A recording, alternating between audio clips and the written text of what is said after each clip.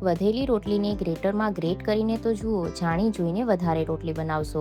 જય શ્રી કૃષ્ણ મિત્રો, આજના વિડીયોમાં હું તમારી સાથે શેર કરવાની છું એક વધેલી રોટલીની એક યુનિક રેસીપી। ઘણી વખત એવું થાય કે આપણે બપોરની રોટલી છે વધી જતી હોય તો સાંજે આપણે એને ફેંકી દેતા હોઈએ છીએ, પરંતુ એને ફેંકવાની જગ્યા પર તમે એમાંથી ખૂબ જ સારી એવી રેસીપી બનાવી શકો છો। તો સૌથી પહેલાં આપણે જે રોટલી છે એને ફોલ્ડ કરી અને આપણે એને ગ્રેટરની મદદથી ગ્રેટ કરવાની છે। તો અહીંયા તમે નાનું ગ્રેટર પણ લઈ શકો છો અથવા મોટું ગ્રેટર પણ લઈ શકો છો, પરંતુ અહીંયા નાના ગ્રેટરમાં થોડી વાર લાગે એટલા માટે મેં મોટું ગ્રેટર લીધું છે। અને ત્યારબાદ આપણે ગ્રેટરની મદદથી રોટલીને સારી રીતના ગ્રેટ કરી લઈએ, એટલે રોટલી છે એ ઝીણી થઈ જશે।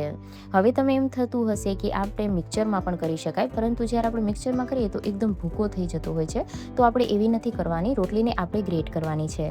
તો રોટલીમાંથી ઘણી બધી અલગ અલગ રેસીપીઓ બનતી હોય છે, પરંતુ આજે હું તમારી સાથે રોટલીમાંથી એક સરસ એવી રેસીપી બનાવી અને શીખવાડીશ, જેને જોતા તમે બજારની મોંઘી મીઠાઈ ખરીદવાનું ભૂલી જશો।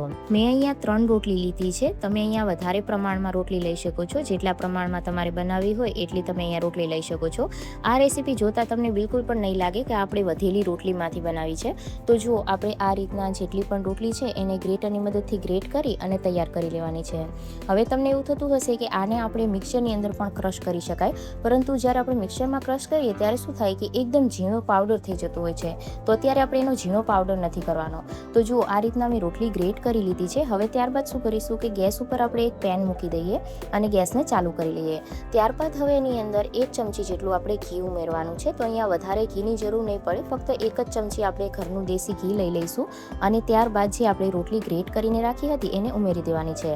અહીંયા તમારે ગેસની આંચ ધીમી રાખવાની છે। જો તમે ગેસની આંચ ફૂલ રાખશો તો જે રોટલી છે એ બળી જશે અને એનો જે સ્વાદ છે એ થોડો કડવો થઈ જશે।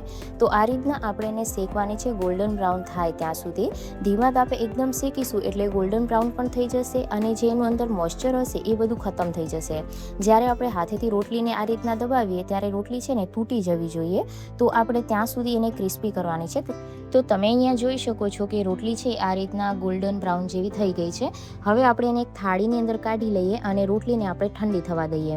ઠંડી રોટલી થશે એટલે એ ઓટોમેટિક છે ને આ રીતના ક્રિસ્પી થઈ જશે, તમે જોઈ શકો છો।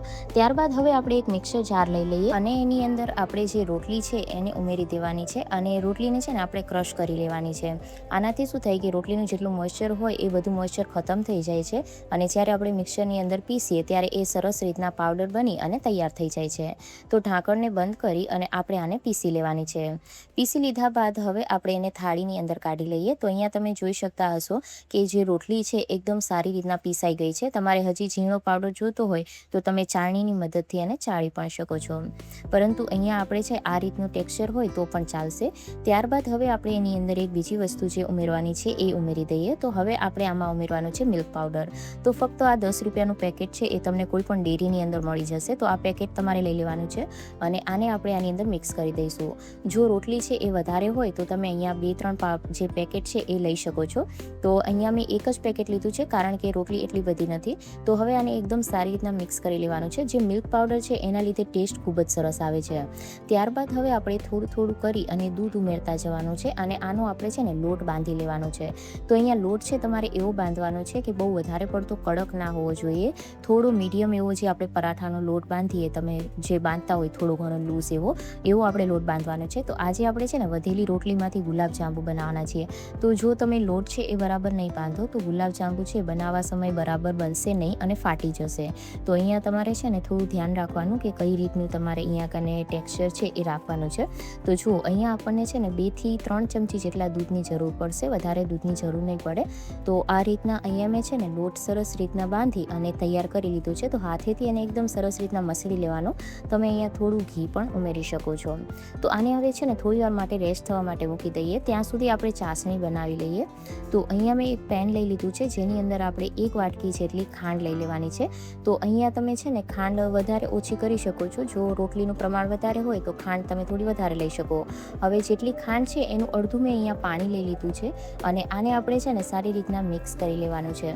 તો ચાસણી તમને ખબર હશે કે ગુલાબજાંબુમાં કેવી હોય કે કોઈ આપણે છે ને બહુ વધારે પડતી થીક ના હોવી જોઈએ, જોઈએ. ખાંડ ઓગળી જાય અને મીડિયમ એવું એક તાર જેવું બને ત્યાં સુધી આપણે ચાસણી છે કરવાની હોય છે. તો જ્યાં સુધી ચાસણી બને છે ત્યાં સુધી આપણે જે લોટ છે એની અંદરથી નાના નાના ગુલાબજાંબુ બનાવી અને તૈયાર કરી લઈએ. તો આની અંદર છે ને બિલકુલ પણ ક્રેક ના રહેવો જોઈએ એ વાતનું ધ્યાન રાખવાનું. તો જો આ રીતના મેં નાના નાના ગુલાબજાંબુ બનાવી અને તૈયાર કરી લીધા છે. ત્યારબાદ અહીંયા મેં તેલ છે ગરમ થવા માટે મૂકી દીધું હતું. હવે જે ગુલાબજાંબુ છે એને આપણે તળી લઈએ. તો જે તેલ છે એને મેં એકદમ પહેલાં સારી રીતના ગરમ કરી લીધું અને ત્યારબાદ તેલને છે ને થોડું મેં અહીંયા ધીમું તાપ પર રાખી દીધું, એટલે કે ગેસને ધીમો કરી દીધો. એ રીતના આપણે ગુલાબજાંબુને તળવાના છે જેથી ગુલાબજાંબુ છે એ ફાટશે નહીં. થોડી વાર રહેવા દેવાના અને 1 મિનિટ જેવું થઈ જાય ત્યારબાદ આપણે જે જારો હોય એની મદદથી આ રીતના એને હળવે હાથે હલાવી લેવાના. તો આ બિલકુલ પણ ફાટશે નહીં. આ રીતના જો તમે ગુલાબજાંબુ બનાવશો ને તો એકદમ પરફેક્ટ ગુલાબજાંબુ બનશે. તો આ રીતનો છે ને ગોલ્ડન બ્રાઉન કલર આવે ત્યાં સુધી આપણે એને કૂક થવા દેવાના છે. તો રોટલી ઓમ પણ પાકેલી હોય એટલે અંદરથી એ કાચા તો બિલકુલ પણ નહીં રહે. તો જુઓ થોડી વાર જેવું આપણે રાખવાનું છે અને ત્યારબાદ આપણે જે ગુલાબજાંબુ છે એને કાઢી લેવાના છે. હવે અહીંયા ગુલાબજાંબુ ગરમ હોવા જોઈએ અથવા ચાસણી ગરમ હોવી જોઈએ. બેમાંથી કોઈ પણ એક વસ્તુ ગરમ હોય તો ચાલે. તો અહીંયા જુઓ ગુલાબજાંબુ ગરમ છે તો આપણે એને તરત છે ને ચાસણીની અંદર ઉમેરી દેવાના છે ડાયરેક્ટ કાઢીને, જેથી ગુલાબજાંબુ છે એકદમ સારી રીતના ચાસણીને પોતાની અંદર શોષી લેશે અને જ્યુસી એવા ગુલાબજાંબુ બની અને તૈયાર થશે.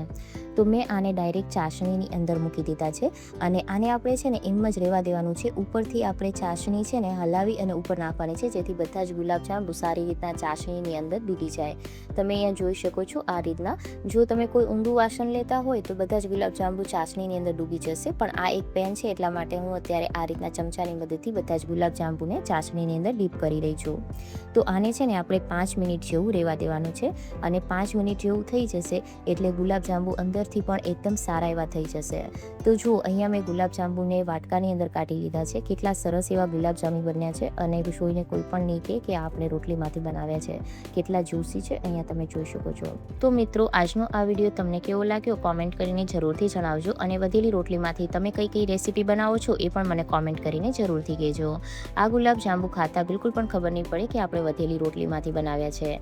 તો ફ્રેન્ડ્સ આજનો વિડીયો જો તમને પસંદ આવ્યો હોય તો ચેનલને જરૂરથી સબસ્ક્રાઈબ કરી અને બાજુનું બેલ આઇકન ક્લિક કરજો જેથી આવનારા યુઝફુલ વિડીયોના નોટિફિકેશન તમને મળતા રહે.